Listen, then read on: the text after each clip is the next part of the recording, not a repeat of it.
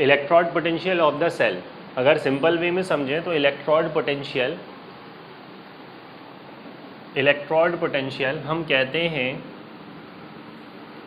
जो रॉड हमने अटैच्ड की है इलेक्ट्रोलाइट से, जो रॉड हमने अटैच्ड की है इलेक्ट्रोलाइट से, उस रॉड के पास कितनी पावर है आयंस बनाने की, उस रॉड के पास कितनी पावर है आयंस बनाने की, या ये कह लीजिए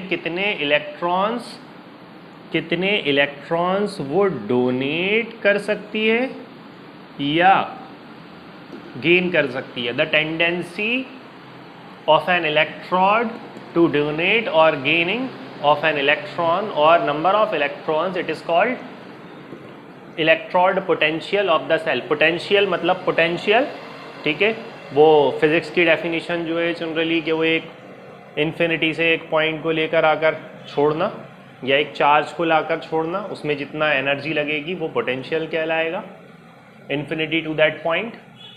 वैसे ही इलेक्ट्रॉन एक इलेक्ट्रोड कितने डोनेट कर सकती है या गेन कर सकती है, उसे हम कहते हैं इलेक्ट्रोड पोटेंशियल।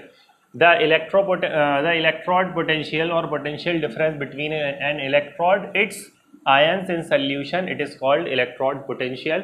या ऐसा भी कह सकते हैं, ये ज़्यादा बेस्ट डेफिनेशन मुझे जो लगती है, टेंडेंसी टू लूज और gain of electrons which is known as electrode potential of the cell. अब इलेक्ट्रोड पोटेंशियल दो तरह का होता है, एक होता है ऑक्सीडेशन पोटेंशियल और एक होता है रिडक्शन पोटेंशियल। जब इलेक्ट्रॉन्स को डोनेट करते हैं वो होता है ऑक्सीडेशन पोटेंशियल, और जब इलेक्ट्रॉन्स की गेनिंग होती है वो होता है रिडक्शन पोटेंशियल। और ऑक्सीडेशन रिडक्शन में रिडक्शन पॉजिटिव मिलेगा और ऑक्सीडेशन नेगेटिव मिलेगा।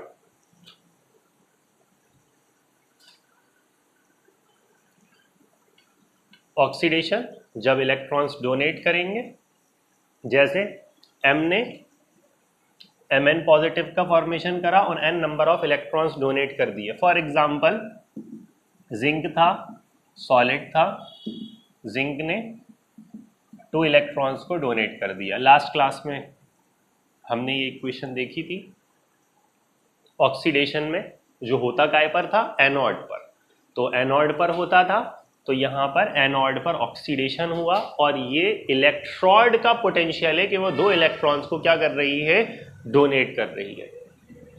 सेकेंड वन रिडक्शन पोटेंशियल, और इन दोनों के अंदर रिडक्शन पोटेंशियल में नंबर ऑफ इलेक्ट्रॉन्स उसने गेनिंग की और वो रिड्यूस्ड हो गया, यानी मेटल सॉलिड बन गया रिड्यूस्ड होकर।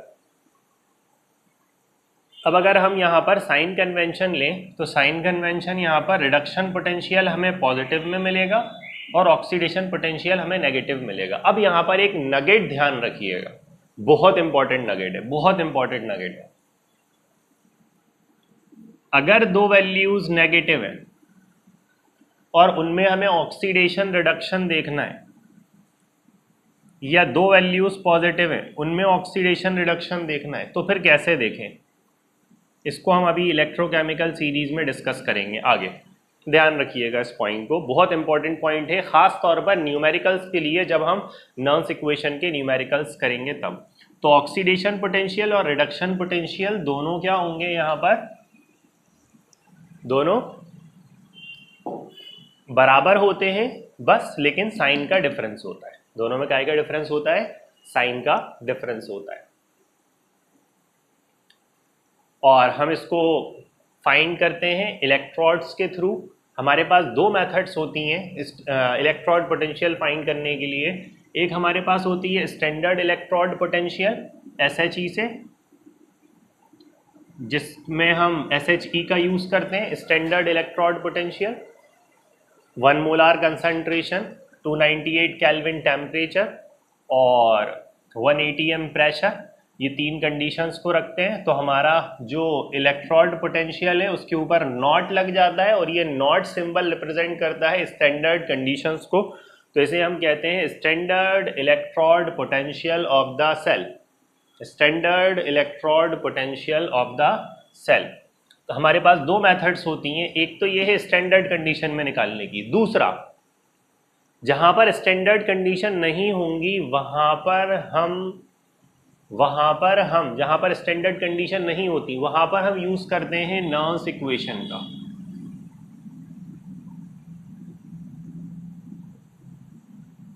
नॉन्स इक्वेशन का हम यूज करते हैं कहां पर, जहां पर हमारे पास स्टैंडर्ड कंडीशन नहीं होती। लेकिन रिमेंबर हमारे सिलेबस में स्टैंडर्ड कंडीशन में सॉल्व करा गया है किसको, नॉन्स इक्वेशन को। तो नॉन्स इक्वेशन वैसे किसी भी टेम्परेचर पर सॉल्व करी जा सकती है, लेकिन SHE हमेशा काय पर होगी, स्टैंडर्ड STP पर होगी, स्टैंडर्ड टेम्परेचर प्रेशर, यानी जहां पर टेम्परेचर 298 केल्विन मतलब 25 डिग्री सेल्सियस और प्रेशर 180 m और कंसंट्रेशन 1 मोलार होता है, यानी उसकी मोलारिटी 1 होती है। उस पर हम कैलकुलेट करते हैं और हम SHE का यूज करते हैं, इसलिए इसे हम रेफरेंस इलेक्ट्रोड कहते हैं। क्या कहते हैं हम इसे, रेफरेंस इलेक्ट्रोड, यानी इसे एज अ रेफरेंस यूज करा जाता है। कैसे करा जाता है वो हम देखेंगे आगे। यस, स्टैंडर्ड इलेक्ट्रोड पोटेंशियल, ये एक इलेक्ट्रोड होती है इस तरह से, जिसमें हाइड्रोजन गैस को फिल करा जाता है और प्लेटिनम ब्लैक सरफेस यहाँ पर ली जाती है ताकि रिएक्शन प्रोसीड हो जाए। प्लेटिनम ब्लैक लेने का रीज़न क्या होता है, ये जो प्लेटिनम ब्लैक लिया है ताकि सरफेस एरिया इंक्रीज हो जाए और रिएक्शन बहुत आसानी से प्रोसीड हो जाए। टेम्परेचर 25 डिग्री सेल्सियस है, जिसे आप 298 केल्विन भी कह सकते हैं। प्रेशर आपका 180 m है। अब इसका यूज़ क्यों करते हैं, इसका यूज़ करने का रीज़न ये है कि हाइड्रोजन का इलेक्ट्रोड पोटेंशियल जो होता है वो ज़ीरो होता है। हाइड्रोजन का इलेक्ट्रोड पोटेंशियल जो होता है वो ज़ीरो होता है। इसको हम दो फॉर्म में यूज़ करते हैं, एज अ कैथोड भी यूज़ करते हैं और एज अ एनोड भी यूज़ करते हैं। एज अ कैथोड भी और एज अ एनोड भी यूज़ करते हैं। तो अब हम ये देखते हैं कि इसको किस तरह से यूज़ करते हैं, यानी दोनों कंडीशन में इसकी इक्वेशंस क्या होती हैं। पहला, जब हम इसे एज अ एनोड यूज़ करेंगे तो हमें पता है ऑक्सीडेशन होगा। अब यहाँ पर क्या करा जाता है, ये जो सोल्यूशन लिया जाता है ना वो H पॉजिटिव एक्वस सोल्यूशन लिया जाता है, यानी ऐसा एसिड लिया जाएगा जिसमें H पॉजिटिव आयंस होने ही चाहिए। क्या होने चाहिए, और ये H पॉजिटिव आयंस यहाँ पर जब H2 का फॉर्मेशन करते हैं तो बबल्स बनकर निकल जाते हैं, स्कैप करते हैं। कौन स्कैप करता है, एसिड के H पॉजिटिव आयन यहाँ पर क्या करते हैं, स्कैपिंग करते हैं। क्यों करते हैं, क्योंकि यहाँ पर रिडक्शन होता है। क्या होता है, रिडक्शन। सबसे पहले बात करें एज अ एनोड जब लगाएंगे तब क्या होगा। एनोड लगाएंगे मतलब जब ये नेगेटिव होगी, और जब इसको लगाएंगे हम लेफ्ट साइड, जो हमने शॉर्ट फॉर्म पढ़ा है LON, लोन। तो जब हम इसे लेफ्ट साइड पर लगाएंगे और इस पर ऑक्सीडेशन होगा और एनोड होगी और नेगेटिव होगा, तो फिर क्या होगा, यहाँ पर एनोड पर होता है ऑक्सीडेशन। तब ये होगा कि ये जो हाइड्रोजन गैस हम यहाँ से फिल कर रहे हैं, ये हाइड्रोजन यहाँ पहुँचने के बाद H2 के फॉर्म में ब्रेक होगी 2H पॉजिटिव में और 2 इलेक्ट्रॉन्स को डोनेट कर देगी। तो एनोड पर क्या हुआ, जो हाइड्रोजन गैस हमने फिल करी थी वो हाइड्रोजन गैस 2H पॉजिटिव में ब्रेक हो गई और 2 इलेक्ट्रॉन्स उसने डोनेट कर दिए। अब 2 इलेक्ट्रॉन्स डोनेट करे, क्यों, क्योंकि वो काय पर थी, एनोड पर थी।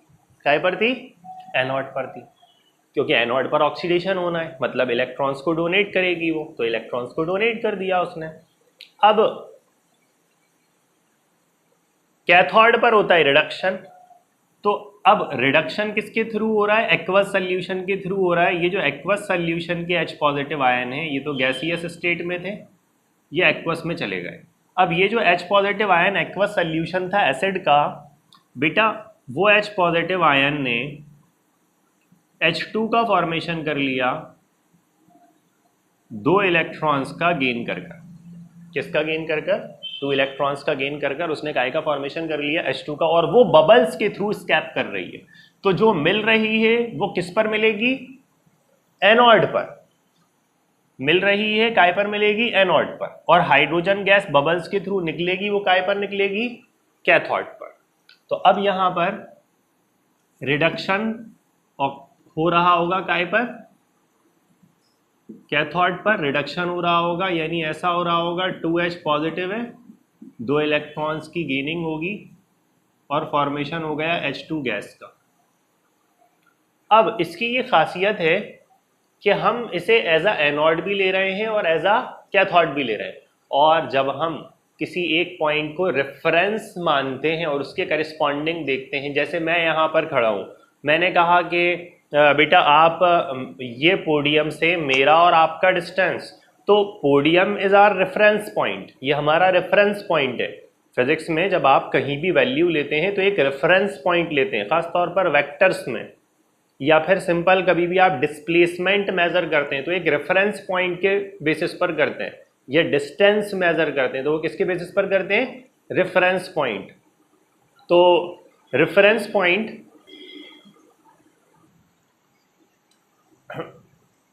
तो हम रेफरेंस पॉइंट लेते हैं कि उस पार्टिकुलर पॉइंट से आपका डिस्टेंस कितना है और पार्टिकुलर पॉइंट से मेरा डिस्टेंस कितना है, ये हमारा रेफरेंस पॉइंट है।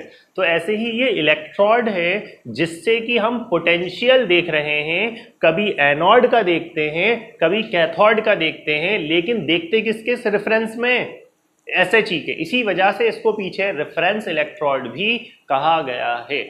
और E नॉट अब यहाँ पर, और इसका इलेक्ट्रोड पोटेंशियल तो जीरो ही होता है। तो अब अगर आप दोनों केसेस में देख लें, अब अगर आप ऐसा देख लें कि H2 से H पॉजिटिव बन जाए, या फिर आप दूसरा देखें H पॉजिटिव से H2 बन जाए, दोनों ही केस में इसका इलेक्ट्रोड पोटेंशियल क्या होता है? जीरो होता है। तो इसे एज अ एनोड भी यूज करते हैं, इसे एज अ कैथोड भी यूज करते हैं। अब यहाँ पर ध्यान रखने वाली चीज क्या है? ध्यान रखने वाली चीज ये है कि ये जो H2 है, इसे ब्रेक डाउन करवाने के लिए रिस्पॉन्सिबल जो होता है वो कौन होता है? प्लेटिनम होता है। कौन होता है? प्लेटिनम होता है। तो यहाँ पर जब भी इसकी सेल रिप्रेजेंटेशन की जाती है, तो जैसे ऊपर की अगर हम एनोड की करें सेल रिप्रेजेंटेशन, तो हम जानते हैं कि पहले हम एनोड की लिखते हैं, फिर हम कैथोड की लिखते हैं। तो अब एनोड की लिखना है हमको, तो एनोड की क्या है? H2 से H पॉजिटिव पर जा रहा है, ठीक है, ये फॉर्म हो गया। कैथोड पर कोई दूसरी इलेक्ट्रोड आएगी, ठीक है, मैं सेकंड इलेक्ट्रोड लिख देता हूं। दूसरा एनोड पर तो कोई सेकंड इलेक्ट्रोड आएगी। कैथोड पर जब हम लेंगे तो H पॉजिटिव काय में कन्वर्ट हो रहा है? H2 गैस में कन्वर्ट हो रहा है। लेकिन यहां पर साथ में Pt आता है। Pt का मतलब यहां पर कोई गैस, यहां पर कोई एक्स्ट्रा मेटल से रिएक्शन नहीं है, ये एज अ कैटेलिस्ट वर्क करती है। कैसे वर्क करती है? कैटेलिस्ट। तो प्लेटिनम लिखकर उसको बैलेंस ना करने लगना, प्लेटिनम लिखा ही जाएगा उसके साथ, नहीं भी लिखते हैं और लिखा भी जाता है। लास्ट ईयर 2025 के, मतलब अभी रिसेंटली जो पेपर हुआ था CBSE का, उसके अंदर इसी इक्वेशन पर बेस्ड क्वेश्चन आया था। हम नॉन्स इक्वेशन में उस पैटर्न का क्वेश्चन करेंगे कि किस तरह से ऐसे पैटर्न के क्वेश्चंस को सॉल्व करते हैं। और इत्तेफाक ऐसा था कि जस्ट 2 दिन पहले उसी पैटर्न का क्वेश्चन करवाया गया था, और इत्तेफाक ऐसा था कि वो same question as it is repeat हुआ, CBSE में रिपीट हुआ था। CBSE में जैसा करा था हमने, प्रैक्टिस शीट से करा था हमने, तो वहां से रिपीट हुआ एज इट इज। तो कभी कभी होता है ऐसा कि पढ़ा हुआ डायरेक्टली भी आ जाता है CBSE में भी। MP बोर्ड में तो ऑलमोस्ट 95% जो है वो आपका पढ़ा हुआ ही एज इट इज आने वाला, एज इट इज। अब तो ये थी स्टैंडर्ड हाइड्रोजन इलेक्ट्रोड, जिसका हमने एनोड पर रिएक्शन देखी, कैथोड पर देखी, और इसकी सेल रिप्रेजेंटेशन देखी।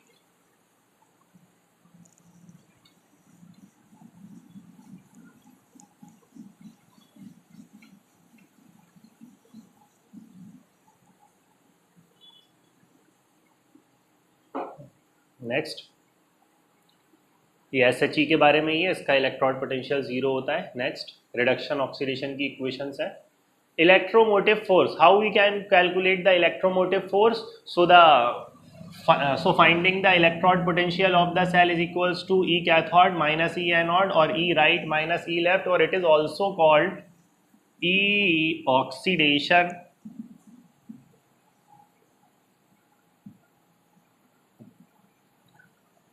E reduction minus E oxidation, क्योंकि कैथोड पर हो रहा है, कैथोड है राइट पर और राइट पर हो रहा है रिडक्शन, एनोड है लेफ्ट पर और लेफ्ट पर हो रहा है ऑक्सीडेशन। तो ये इलेक्ट्रोड पोटेंशियल फाइंड करने का फॉर्मूला है, simple standard electrode potential, standard EMF हम कैलकुलेट करेंगे। अब इलेक्ट्रोड और सेल पोटेंशियल, ईएमएफ और सेल पोटेंशियल में एक छोटा सा फर्क होता है। इलेक्ट्रोड सेल पोटेंशियल मतलब सेल पोटेंशियल और ईएमएफ में एक छोटा सा डिफरेंस होता है। वो डिफरेंस ये होता है कि ईएमएफ जब कैलकुलेट किया जाता है जब वहां पर करंट फ्लो नहीं होता है। ये फिजिक्स में भी डिफरेंस बिटवीन आएगा आपको प्रॉपरली थर्ड चैप्टर में आपको मिल जाए, सेकंड चैप्टर में आपको मिल जाएगा, वहां पर भी सेम है, लेकिन वहां पर थोड़ी फिजिकल प्रॉपर्टीज ज़्यादा कंपेयर करी गई है। दूसरा सेल पोटेंशियल, सेल पोटेंशियल तब चेक करा जाएगा जब करंट फ्लो हो रहा होगा। ये सबसे बड़ा डिफरेंस है, यानी जब उस इलेक्ट्रोड से यानी वो सेल से करंट निकलने लगे तब आप उसे कहेंगे सेल पोटेंशियल, और जब करंट निकले नहीं, फ्लो नहीं हो रहा लेकिन सिर्फ चेक करा है हमने, तो क्या कहलाएगा वो? ईएमएफ। क्या कहलाएगा? ईएमएफ। ये दोनों में एक डिफरेंस होता है। और स्टैंडर्ड के लिए हम नॉट लगाते हैं, पीछे भी हमने देखा था, पोटेंशियल की डेफिनेशन पीछे भी देख चुके हैं। ईएमएफ में हमें मैक्सिमम वोल्टेज मिलता है सेल से और वर्क डन भी मैक्सिमम मिलता है। यहाँ पर लेस देन मैक्सिमम मिलता है हमें, इसको हम पोटेंशियोमीटर से मेजर करते हैं, इसको हम वोल्ट मीटर से। पहले फिजिक्स में पोटेंशियोमेट्रिक मेथड सिलेबस में थी, अब फिजिक्स में पोटेंशियोमेट्रिक मेथड सिलेबस में नहीं है, तो इसकी ज़्यादा टेंशन लेने की ज़रूरत नहीं है। सिर्फ एक सर्किट का अरेंजमेंट होता है जिसमें जॉकी को अलग अलग प्लेसेस पर रखकर चेक करा जाता है कि वहां पर पोटेंशियल है या नहीं है। उस मेथड को हम पोटेंशियोमेट्रिक मेथड कहते हैं, और ये बहुत बेस्ट मेथड होती है वोल्टमीटर के कंपैरिजन में। बेस्ट मेथड कौन सी है वोल्टमीटर पोटेंशियोमीटर में? पोटेंशियोमीटर। ठीक है, फिजिक्स का पार्ट है ये, लेकिन अब है नहीं फिजिक्स में भी, तो फिलहाल बस इतना ध्यान रखिए कि पोटेंशियोमेट्रिक मेथड एक मेथड होती है जिससे हम सेल पोटेंशियल को, ईएमएफ को मेजर करते हैं, जिसमें एक अरेंजमेंट होता है, जॉकी के थ्रू हम चेक करते हैं। और फिजिक्स में वैसे आप व्हीटस्टोन ब्रिज ये सब पढ़ेंगे थर्ड चैप्टर में, तो वहाँ पर आप इसे टैली करेंगे। अब ये हमने जो पीछे पढ़ा था, अब हम इलेक्ट्रोड पोटेंशियल फाइंड कर रहे हैं। यहाँ पर देखें कैसे करते हैं। जैसे ये इलेक्ट्रोड है, अब ये एक डैनल सेल का हमारा एग्जांपल है जो हमने लास्ट क्लास में समझा था। जिंक है, 2 इलेक्ट्रॉन्स डोनेट कर रहा है, कॉपर 2 इलेक्ट्रॉन्स गेन कर रहा है। ये इसकी ओवरऑल रिएक्शन हो गई जो हमने बनाई थी। अब हमारे पास होता है ई cathode minus E anode. Cathode पर है हमारा कॉपर और एनोड पर है हमारा जिंक। तो कैथोड पर है कॉपर, तो हमने क्या करा, कॉपर की वैल्यू रखी 0.34 माइनस जिंक की वैल्यू रखी माइनस 0.76। तो अब यहाँ तो वैल्यू एक नेगेटिव है और एक पॉजिटिव है, तो कोई दिक्कत नहीं है। जो पॉजिटिव है वो हमारा रिडक्शन है और जो नेगेटिव है वो हमारा ऑक्सीडेशन है। जैसे यहाँ पर आ गया 0.34 और यहाँ पर आ गया माइनस 0.76, तो कोई मसला ही नहीं है। ठीक है, ये तो बहुत आसान है। Direct electrode potential E cathode minus E anode, simplify कर लेंगे और वैल्यू निकाल लेंगे। इतना हम समझ चुके थे कि ये जिंक सॉलिड है, जिंक सॉलिड था, सॉलिड से इसने 2 इलेक्ट्रॉन्स को डोनेट करा और जिंक 2 पॉजिटिव पर चला गया, और ये सॉल्ट ब्रिज का सिंबल है। इसके बाद हमने ये देखा था कि कॉपर 2 पॉजिटिव पर था, उसने 2 इलेक्ट्रॉन्स को गेन करा और वो काय पर चला गया, कॉपर पर चला गया, और इस तरह से इसका इलेक्ट्रोड पोटेंशियल 1.1 वोल्ट आ गया है। ये मैक्सिमम पोटेंशियल है इसका, 1.1 वोल्ट मैक्सिमम पोटेंशियल है सेल का। और फिर हमने इसकी 3 कंडीशंस भी देखी थी कि 1.1 वोल्ट से कम होगा तो फ्लो ऑफ इलेक्ट्रॉन्स किस डायरेक्शन में होगा, 1.1 वोल्ट से ज़्यादा होगा तो फ्लो ऑफ इलेक्ट्रॉन्स किस डायरेक्शन में होगा। ठीक है,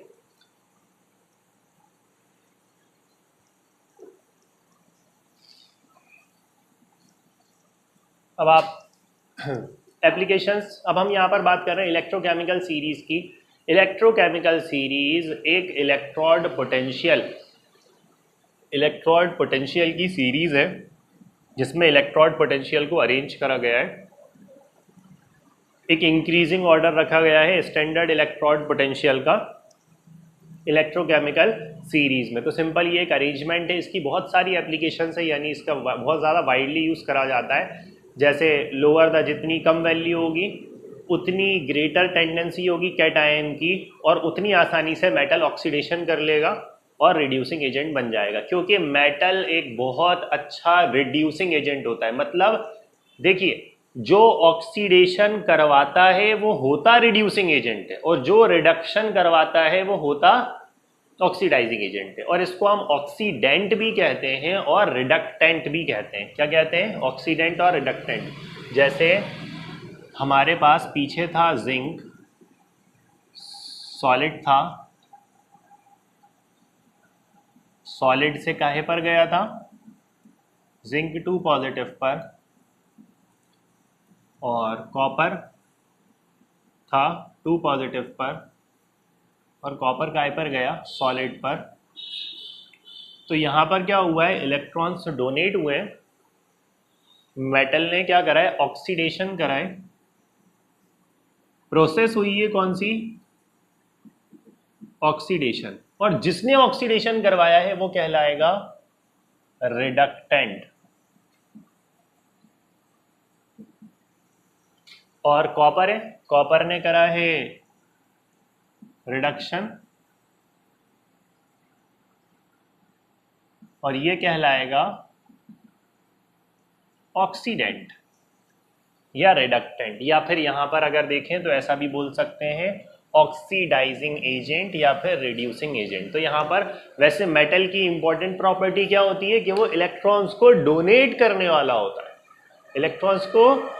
लेकिन दिक्कत ये है यहाँ पर, दूसरा अब क्वेश्चन ये आता है, सर आप तो ये कह रहे हैं कि एक मेटल जो है उसकी मेन प्रॉपर्टी है कि वो इलेक्ट्रॉन को डोनेट करने वाला होता है, लेकिन दूसरा मेटल तो इलेक्ट्रॉन को गेन कर रहा है। तो बेटा ये उसकी मजबूरी है कि उसको इलेक्ट्रॉन्स गेन करने पड़ रहे हैं, क्योंकि उससे ज़्यादा पावरफुल जो है वो क्या कर रहा है? इलेक्ट्रॉन्स को डोनेट कर रहा है, तो उसे लेना पड़ेंगे, उसे अपनी प्लेस छोड़ना पड़ेगी। क्यों छोड़ना पड़ेगी? क्योंकि पावर किसके पास ज़्यादा है? जिंक के पास ज़्यादा है। या इलेक्ट्रोकेमिकल सीरीज के अकॉर्डिंग देखेंगे पावर किसके पास ज़्यादा है, वो अभी इसके बाद हम देख रहे हैं। तो जिसके पास ज़्यादा पावर होगी वो उसको रिप्लेस कर देगा। जैसे ये है, अब यहाँ पर जिंक के कंपैरिजन में H2 के पास पावर कम है, तो जिंक ने H2 को क्या कर दिया? रिप्लेस, और एज अ रिजल्ट यहाँ पर जिंक सल्फेट आ गया और हाइड्रोजन आ गई। ठीक है, सिमिलरली अब कॉपर था, H2SO4 था, कॉपर की H2 से ज़्यादा पावर नहीं होती, इसलिए रिएक्शन ही प्रोसीड नहीं हुई। सिल्वर की H पॉजिटिव से नहीं होती, रिएक्शन ही प्रोसीड नहीं हुई। क्यों? क्योंकि इलेक्ट्रोकेमिकल सीरीज में ये बाद में आते हैं और ये पहले आता है, तो इसी वजह से रिएक्शन ही प्रोसीड नहीं हो रही। तो रिएक्शन प्रोसीड होने के लिए ये ज़रूरी है कि उनकी पावर ज़्यादा हो, यानी वो हाइड्रोजन से ऊपर वाले होंगे जितने, वो सारे metal place below hydrogen replaces hydrogen from dilute acid, dilute acid से रिप्लेस कर देंगे, लेकिन नीचे वाले, और ऊपर वाले जो होंगे वो रिप्लेस नहीं कर सकते। जैसे जिंक रिप्लेस कर रहा है लेकिन कॉपर और सिल्वर रिप्लेस नहीं कर रहे। Next, oxidation of metals placed below hydrogen are not reduced by H2। ये कभी भी रिड्यूस नहीं होंगे लेकिन ऑक्सीडेशन करवाएंगे, ऑक्सीडाइज्ड हो जाएंगे। जैसे टिन है, लेड है, कॉपर है, ये सब reducing character increases down the series. जैसे जैसे नीचे जाते जाएंगे वैसे वैसे रिड्यूसिंग कैरेक्टर इंक्रीज होता जाएगा और ऑक्सीडाइजिंग कैरेक्टर डिक्रीज होता जाएगा। जस्ट इसका अपोजिट भी बोल सकते हैं आप।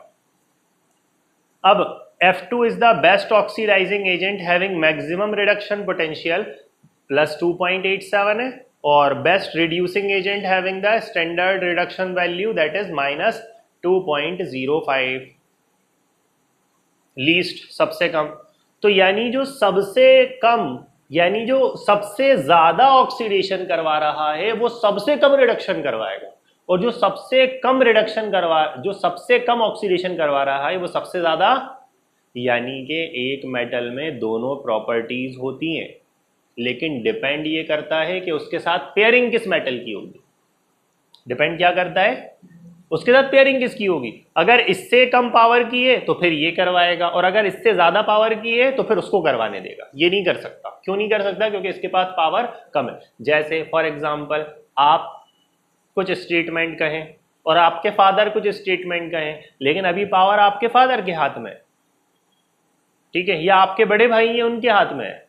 तो आपके बड़े भाई के हाथ में पावर है, तो फिर क्या होगा कि जो आपके बड़े भाई कह रहे हैं ना वही होगा, जो आप कह रहे हैं वो नहीं होगा। क्यों नहीं होगा? क्योंकि अभी पावर किसके पास है? उनके पास। भले ही उनकी बात गलत ही क्यों ना हो, तब भी क्या होगा कि, ठीक है। तो ये ध्यान रखिएगा यहाँ पर। अभी हम आगे कंपैरिजन देख रहे हैं, ये अभी बचा हुआ है ये पार्ट, अभी एक हुआ है, इसमें 3 कंडीशंस है। Yes, next.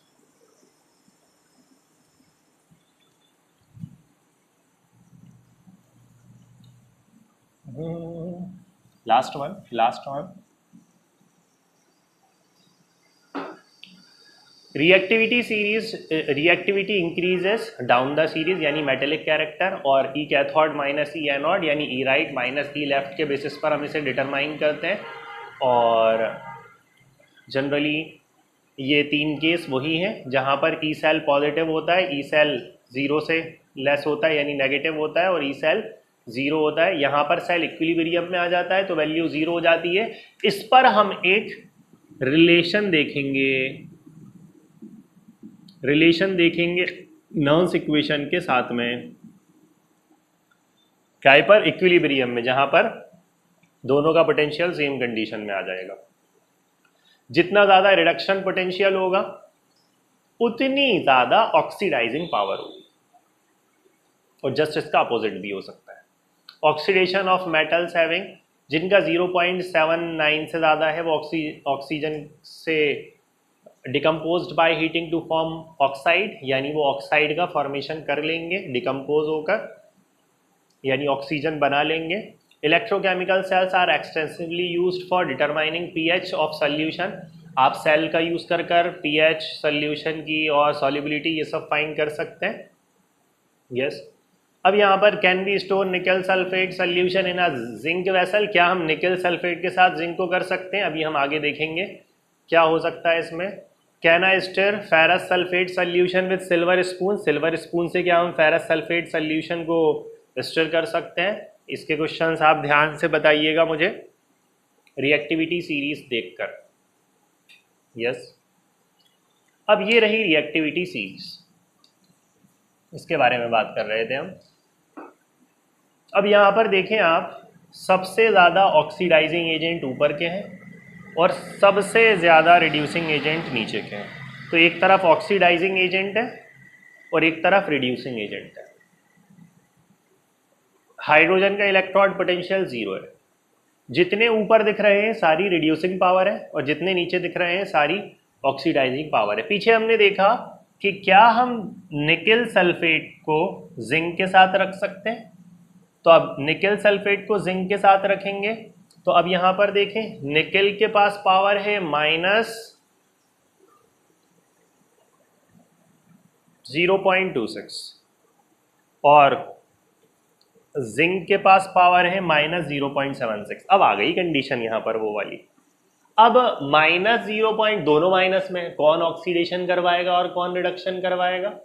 तो हमने ये देखा कि जनरल कंसेप्ट क्या है, जो नेगेटिव होता है वो ऑक्सीडेशन करवाता है, जो पॉजिटिव होता है वो रिडक्शन करवाता है। अब 2 वैल्यूज आई हमारे पास, निकल की वैल्यू है -0.26 और जिंक की वैल्यू है -0.76। बेटा ये याद रखना, ये याद रखना, बहुत स्लिप होते हैं स्टूडेंट्स इसमें, बहुत ज़्यादा। मैं अगर कहूँ 80% ऑफ द स्टूडेंट स्लिप होते हैं तो भी गलत नहीं होगा इस कंसेप्ट पर। ये कंसेप्ट छोटा सा है बिल्कुल, बहुत कंफ्यूजिंग होता है, लेकिन अगर ये समझ में आ गया ना तो नॉइस इक्वेशन में कभी मिस्टेक ही नहीं होगी कि ऑक्सीडेशन कौन कर रहा है और रिडक्शन कौन कर रहा है। बिल्कुल मिस्टेक नहीं होगी, वैल्यूज देखकर डायरेक्ट पता चल जाता है। हमने देखा नेगेटिव जो होगा वो ऑक्सीडेशन करवा रहा है, पॉजिटिव जो होगा वो रिडक्शन करवा रहा है। अब मैंने एक स्टेटमेंट कहा था कि जिसके पास ज़्यादा पावर होगी, जिसके पास ज़्यादा पावर होगी वो रिडक्शन करवाएगा, जिसके पास कम पावर होगी वो ऑक्सीडेशन करवाएगा। अब ये दोनों में से वैल्यू बड़ी कौन सी है, निकल के जिंक? जिंक, निकल, बड़ी वैल्यू निकल की है, यानी 0.26 बड़ा है और 0.76 छोटा है। ठीक है, बिकॉज बेटा इसके ऊपर 26 रुपीज़ मान लीजिए उधार है और इसके ऊपर 76 रुपीज़ उधार है। तो सबसे ज़्यादा अमीर कौन हुआ? ये, क्योंकि ये 26 चुका देगा, लेकिन ये 26 चुकाने के बाद भी उधार में रहेगा। तो अभी नेगेटिव ज़्यादा कौन है? ये। और पॉजिटिव ज़्यादा कौन है? ये। ठीक है, अमीर कौन है? ये। तो अब ये वैल्यू पॉजिटिव की तरह ट्रीट होगी, मतलब ये क्या करवाएगा? रिडक्शन। और ये क्या करवाएगा? ऑक्सीडेशन। ये क्या करवाएगा? रिडक्शन। और ये क्या करवाएगा? ऑक्सीडेशन। क्यों करवाएगा? क्योंकि इसकी पावर कम है और इसकी पावर ज्यादा है। और हमने देखा था रिडक्शन कौन करवाता है? जो वैल्यू क्या रखती है? सारी पॉजिटिव रहती हैं। तो अब इन दोनों में से बड़ी वैल्यू कौन सी है? ये है। तो ये क्या करवाने वाला है? रिडक्शन। और ये क्या करवाने वाला है? ऑक्सीडेशन। अगर सीरीज याद भी नहीं है तो सिर्फ सिंबल से पता कर सकते हो, क्योंकि बहुत मुश्किल सी बात है इतनी बड़ी सीरीज को याद करना। ठीक है, लेकिन अगर आप कंसेप्ट ध्यान रखेंगे तो बिल्कुल मिस्टेक नहीं होगी इंशाल्लाह। अब ऑक्सीडेशन है और रिडक्शन है, तो यहाँ पर दोनों नेगेटिव वैल्यूज में जो कम नेगेटिव होगी वो करवाएगी रिडक्शन और जो ज़्यादा नेगेटिव होगी वो करवाएगी ऑक्सीडेशन। ठीक है, ये कंसेप्ट क्लियर हो गया यहाँ पर। अब जस्ट इसका उल्टा यहाँ पर कर लीजिए। जैसे चलिए फॉर एग्जांपल दो ले लेते हैं, सिल्वर ले लेते हैं और I2 ले लेते हैं, चल Fe ले लेते हैं। एक हो गया Ag पॉजिटिव, कितना है भाई Ag पॉजिटिव का? 0.80 और इसका 0.77। तो Ag पॉजिटिव का हो गया 0.80 और इसका हो गया 0.77, किसका? आयरन का। तो अब इसमें जो ज़्यादा पॉजिटिव होगा वो क्या करवाएगा? रिडक्शन। और जो कम पॉजिटिव होगा वो क्या करवाएगा? तो ज़्यादा पॉजिटिव कौन है? ये। तो रिडक्शन कौन करवाने वाला है? Ag। और ऑक्सीडेशन कौन करवाने वाला है? Fe। तो यहाँ पर दोनों वैल्यूज़ कैसी हैं? पॉजिटिव। तो दोनों पॉजिटिव में ये कंसेप्ट होगा, दोनों नेगेटिव में ये कंसेप्ट होगा। और पॉजिटिव नेगेटिव की तो कोई दिक्कत ही नहीं है, वो तो डायरेक्टली पता चलेगा कि पॉजिटिव और रिडक्शन और नेगेटिव ऑक्सीडेशन। तो ये कंसेप्ट था आपका इलेक्ट्रोकेमिकल सीरीज का। और ये पूरा का पूरा टेबल हाइड्रोजन के बेसिस पर अरेंज करा गया है। किसके बेसिस पर? हाइड्रोजन के बेसिस पर इसको अरेंज करा गया है। तो ये कंसेप्ट ध्यान रखिएगा, बहुत इंपॉर्टेंट है, बहुत इंपॉर्टेंट है नर्व्स इक्वेशन के लिए। इसके बाद हम देखेंगे कि नर्व्स इक्वेशन भी क्या है।